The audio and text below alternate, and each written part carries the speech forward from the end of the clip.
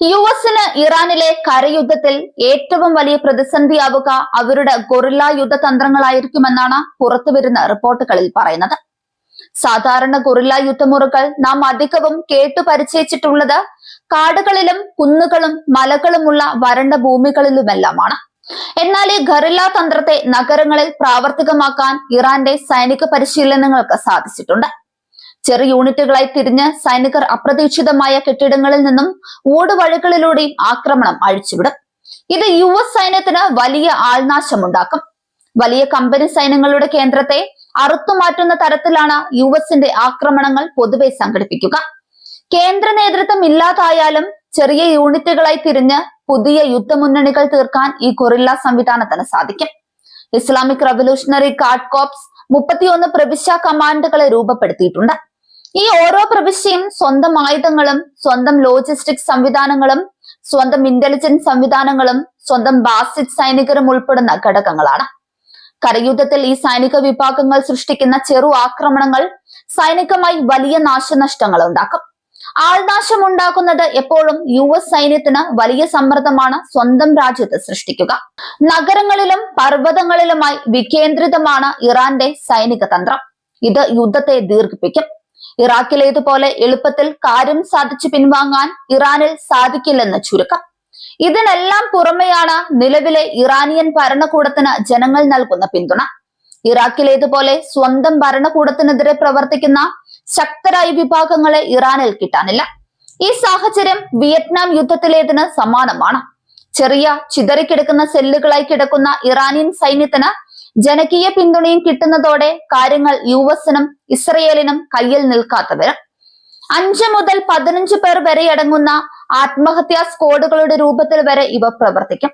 Central കമാൻഡിൽ നിന്ന് വിച്ഛേദിക്കപ്പെട്ടാലും ഈ ചെറു ഗ്രൂപ്പുകൾക്ക് പ്രവർത്തിക്കാൻ പറ്റും. പതിയിരുന്ന് ആക്രമണം നടത്തുന്ന രീതിയാണ് ഈ ഗറില്ല സംഘങ്ങൾ പ്രയോഗിക്കുക. ഇറാനിലെ നഗരങ്ങളിലെ ഇടുങ്ങിയ തെരുവുകളിൽ നിന്ന് മെയിൻ റോഡുകളിലേക്ക് ഇവർക്ക് ആക്രമണം നടത്താനാകും. കെട്ടിടങ്ങളുടെ ടെറസുകളിൽ നിന്നും ബേസ്മെന്റുകളിൽ നിന്നും ആക്രമണം നടത്തി വേഗത്തിൽ അപ്രത്യക്ഷമാക്കാൻ ഈ സംഘങ്ങൾക്ക് പരിശീലനം ലഭിച്ചിട്ടുണ്ട്. പലയിടങ്ങളിലും തീപിടുത്തമുണ്ടായാൽ സഞ്ചരിക്കാൻ കഴിയുന്ന തരത്തിൽ തുരങ്കങ്ങളിലൂടെയും പ്രത്യേക പാതകളിലൂടെയും പള്ളികൾ, സ്കൂളുകൾ, അപ്പാർട്ട്മെന്റ് ബ്ലോക്കുകൾ, വ്യാവസായിക സൈറ്റുകൾ എന്നിവയെ ബന്ധിപ്പിച്ചിട്ടുണ്ട്. ഇവയെ ഉപയോഗപ്പെടുത്തി പ്രവർത്തിക്കാൻ ഗറില്ല സംഘങ്ങൾക്ക് പറ്റും.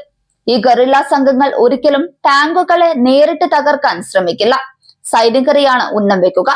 കൂടാതെ ആയുധങ്ങളുടെ മെയിന്റനൻസ് നടത്തുന്നതിനായി എത്തിച്ച സൈനിക സന്നാഹങ്ങളെയും സമാധാന സാമഗ്രികളുടെ ലോജിസ്റ്റിക് ട്രിക്കുകളെയും ആക്രമിക്കും. ഇതിനായി പ്രത്യേക പരിശീലനം ലഭിച്ച സ്നൈപ്പർ, ADGM ടീമുകൾ ഇറാൻ സൈന്യത്തിലുണ്ട്. ഗറില്ല പോരാളികൾ സൈനികരായും സാധാരണക്കാരായും അതിവേഗം വേഷം മാറുമെന്നതിനാൽ ഇവരെ പിടികൂടുക വലിയ പ്രയാസമായിരിക്കും യുഎസ് സൈന്യത്തിന്. പ്രാദേശികമായ ഭൂമിശാസ്ത്ര അറിവ് ഇവരുടെ കരുത്ത് 10 മടങ്ങ് കൂട്ടും. ഇറാൻ നിലവിൽ ഉപയോഗിക്കുന്ന തന്ത്രത്തെ അസിമെട്രിക്കൽ വാർഫെയർ അഥവാ അസന്തുലിത യുദ്ധമുറ എന്നാണ് വിശേഷിപ്പിക്കപ്പെടുന്നത്. വലിയ ചെലവിലും സന്നാഹത്തിലും വരുന്ന വമ്പൻ സൈന്യത്തെ ചെറിയ ചെലവിലും സംവിധാനങ്ങളിലും പ്രവർത്തിച്ച് നിർവീര്യമാക്കുക.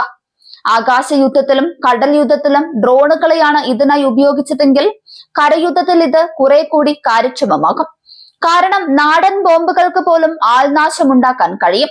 ഇതിനായി ഇറാന്റെ പരുക്കൻ പർവ്വതങ്ങൾ, മരുഭൂമികൾ, വനപ്രദേശങ്ങൾ എന്നിവയെ ഉപയോഗിക്കാനാവും. ഉയർന്ന ഭൂപ്രദേശങ്ങളിൽ ഇത്തരം സംഘങ്ങൾ നിയന്ത്രണം സ്ഥാപിക്കും. മോർട്ടാറുകൾ, റോക്കറ്റുകൾ, ADGMകൾ എന്നിവ ഉപയോഗിച്ച് താഴ്വരകളിലേക്ക് കനത്ത ആക്രമണം നടത്തും. സൈനിക മുന്നേറ്റം തടയും. ചെലവ് കുറഞ്ഞ 4 വീലർ വാഹനങ്ങൾ ഉപയോഗിച്ചാണ് പർവ്വത മേഖലയിൽ ഇറാനിയൻ സൈന്യം പ്രവർത്തിക്കുക. പർവ്വതങ്ങളിൽ കാൽനടയായി നീങ്ങാനും ഇവർക്ക് പരിശീലനം ലഭിച്ചിട്ടുണ്ട്. റോഡുകളിൽ മുൻകൂട്ടി നിശ്ചയിച്ച കിൽ സോണുകൾ ഉണ്ടായിരിക്കും. ഇവിടെ എത്തുന്ന യുഎസ് ഇസ്രയേൽ സൈന്യത്തെ ഫലപ്രദമായി ആക്രമിച്ച് ആൾനാശം വരുത്തി നിർവീര്യമാക്കാൻ ഗറില്ല സംഘങ്ങൾക്ക് സാധിക്കും.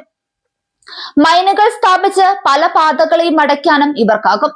മൂടൽമഞ്ഞ്, പൊടിക്കാറ്റ് തുടങ്ങിയ കാലാവസ്ഥാ സാഹചര്യങ്ങളെയും നന്നായി ഉപയോഗിക്കാൻ ഇറാൻ സൈന്യത്തിന് കഴിയും. ഒളിത്താവളങ്ങളായി ഗുഹകൾ, വനങ്ങൾ, പാറക്കെട്ടുകൾ എന്നിവ ഉപയോഗിക്കാം. എത്ര കാലം വേണമെങ്കിലും ഈ യുദ്ധമുറിയിൽ പിടിച്ചു നിൽക്കാൻ ഇറാന് പറ്റും.